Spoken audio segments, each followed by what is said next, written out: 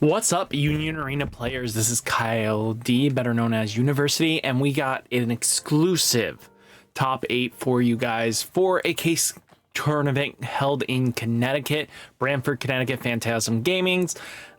It wasn't really a case tournament because the end result was 10 boxes, just shy of a case.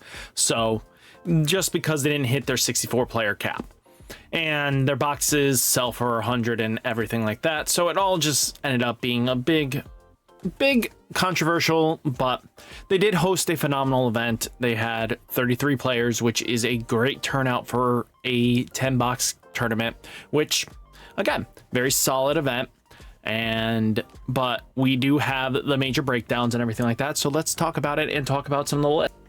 So we got Phantasm Gaming in Connecticut, Brantford. It's 10 box tournament. They didn't do a case because they didn't get enough players. Their prize entry was $35 per person. Boxes cost them close to $100. So that's why it was a little more pricier for their box tournament, and that's why I didn't kind of get paid out. If you guys wanted to do the math, basically entry was $1,155. Product was closer to almost $100 each box. So that was their kind of thing. I'm not going to get too crazy into it, but thankfully between Aponta and Nicholas, both aka Lewis and Nicholas, or Dirty Nick and Aponta, both played a really good event. They all had amazing decks to play, but they were really good people because the records were kind of a little bit wonky. There was a lot of X1s at the end. There was supposed to be a top 8. They cut that, and then they ended up basically just doing standings, and basically Lewis and Nicholas both proceeded to give product a little bit of their winnings to the lower levels just to kind of set it up, because it was 4 boxes the first, 2 to second, 1 for the third and fourth, and then only 2 packs for 6th, 7th, 8th, all the way to 16th, and then 1 pack from 17th to 33. A lot of shenanigans. I get that. Expensive boxes means tournament product doesn't actually get distributed nicely, and it should have been a little bit. It was very top heavy, should have been a little bit more balanced, but luckily we had 2 great players that were like, you know what? I got my product. Let me just make sure everybody else kind of gets a little bit something else. So really amazing people. I love our Connecticut community. Great people across the board. If you see these kind of players, these are the players you kind of reward. So Lewis and Nicholas, great job this weekend. You guys deserve this shout out of a lifetime. But let's get into this. So we had 2 Ichigo and Byakuya lists. So very interesting to see Byakuya's turning up, but I think this is really just to help in the Kopika matchup, which I valued the Byakuya for that. But we also have 1, 2, 3, 4, 5 Kopikas and 1 slots. So you guys are probably wondering, how did slots get up there? Well, we'll have to look at that list a little bit in close, but let's just see how everything turned out. So like I said, standings, a lot of X1s right here. 2nd through 7th were X1s, and then 8th down were X2s. So keeping this in mind when you're looking at stats and everything like this is kind of crazy, right? But first list is none other than Lewis's list. Man, oh man, is it a very interesting list. You have Leorio, you have Hisoka, both really great targets. Really, to be honest with you, he wasn't on one Leorio as of the night before. It was kind of surprising to see Leorio come in because he was definitely on a 4 Hisoka kick, and it's kind of cool to see that he brought Leorio in, because even I was playing Leorio. I think Leorio's a great one of, plus with 3 Hisokas, they're great. Your opponent can't always make the right calls against this because, again, Leorio's going to draw you a card because most players are not going to block Leorio. Just because if you do the 1 AP, it gains that impact and applies pressure. Just another impact character, especially with your 4-8 impacts that you already have. A 9th one is always scary in my opinion. Yes, you have Hisoka to force blocks, but you're not going to get that extra damage. But what is really interesting, they are teching in Melody. Melody is a 1000 DP body, but it also has a great inheritable to restand and give extra DP. But that energy generation in the front line might actually matter, and maybe we'll see this in future Kurapika lists, because I gotta test it myself. But he definitely took out the 1-drop Leorio, because he always felt like after a certain point the 1-drop Leorio was never beneficial. Kind of cool that he brought this in, and it's really awesome to see where they go from here. But as you can see, normal stock Kurapika list outside of that, so cool. Then we do have the Byakuya Ichigo list. As you can notice, they have 5 impact targets. This means they can at least have 5 ways near the closeout of the game to deal impact, but also you have to take into account that you have these Ichigos and Byakuyas.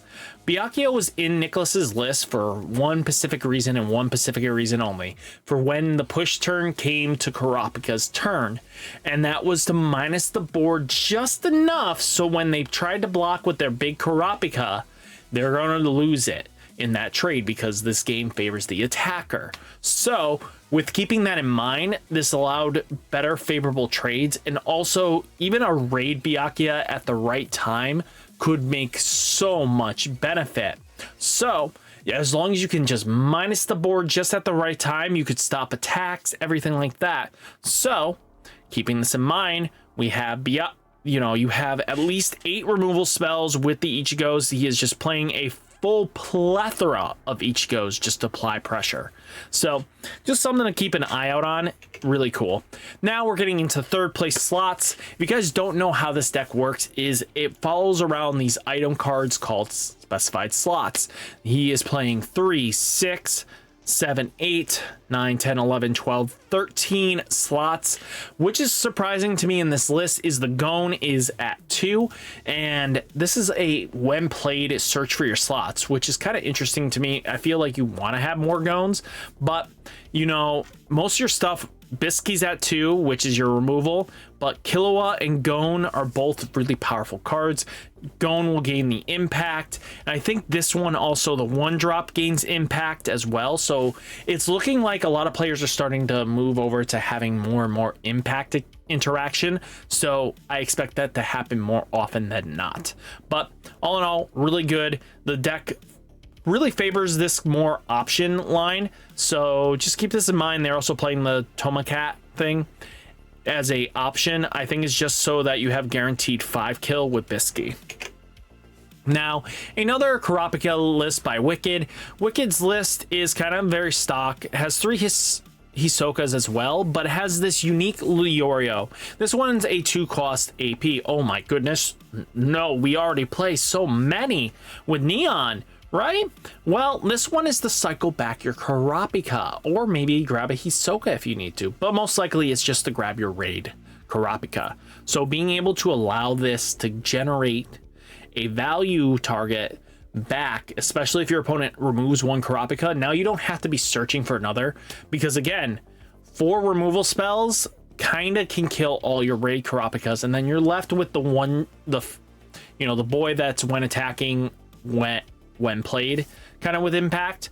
But with Melody live, also, as you can see, 1 Melody, which is kind of interesting for a lot of players to start teching this in. I know there was a list in another region that topped in a really more hyper focused format where Kurapika really fell off and disappeared off the existence. They ended up getting the promos, and this card ended up being in the list as like a whoops all triggers, so your security was always going off. So kind of cool where they kind of go with this. Then we have the Winters. Winter really favors Leorio and Kopika, so you kind of see a very stock list in a sense. No melodies in the list, but he plays 2 Leorios, 2 Hisokas. He values Leorio and Hisoka. He views Leorio a little bit better, if I remember his conversations with it. He just feels like it allows for the ability that most players will not block him if it has impact. So he's going to get a draw off of it. So most likely, if you don't want them to draw, you're going to be bad trading, because he hits for 5,000 when he does his 1 AP trick. So kind of does the reverse Hisoka, where he's going to guarantee damage and your opponent's going to lose that trade. So stuff like this is vitally important, and it was really cool. Winter's a really phenomenal player, and I expect more things. Then we do have Caution's list. He is playing 2 Leorios as well, and this no Hisokas, by the way. That is kind of crazy, but playing 2 melodies as well. So players are starting to tech in melody to maybe speed up the clock on the deck. Might be something I have to look into, because I do have the deck. Then we have Joe Hicks. This is playing 3 Kopika and then 3 Hisokas, 2 of this card here. This thing is your double attacker. This thing will either gain DP or a choice of double attack. He's a 5 cost card, which is very interesting for a lot of players, and I'm kind of cool with how this goes. I think we have a lot of potential with this, and again, players are going to adapt and play a little bit differently, and I like that we have a 5 cost that's going to double attack, because double damage, especially because if you can aggro a little bit more faster than your opponent, that means they're losing. Once you start getting your Kopikas online to start sniping and dealing free damage, it's game over for a lot of decks. So keeping that in mind, that a 4,000 DP threat is really good. And then we do have the 8th place list here.